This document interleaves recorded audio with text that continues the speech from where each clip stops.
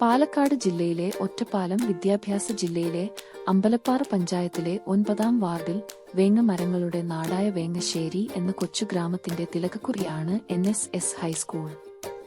1962-ലാണ് ഈ aid school പ്രവർത്തനം ആരംഭിച്ചത്. 52 വിദ്യാർത്ഥികളാണ് ഈ വിദ്യാലയത്തിൽ സെക്കൻഡറി വിഭാഗത്തിൽ 8-ാം ക്ലാസ്സിൽ ഹരിശ്രീ കുറിച്ചത്.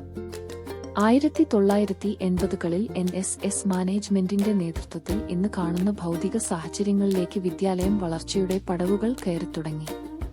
ഒറ്റപ്പാലം സ്വദേശിയായ അപ്പു പൊതുവാൾ ആയിരുന്നു സ്കൂളിലെ ആദ്യ അധ്യാപകനും ഇൻചാർജ് ഓഫ് സ്കൂളും.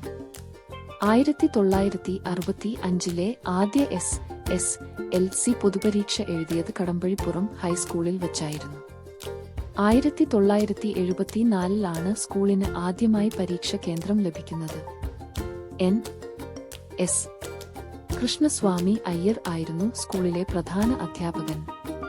മികച്ച വിജയ ശതമാനം നേടി സ്കൂൾ ജൈത്രയാത്ര ഇന്നും തുടരുന്നു.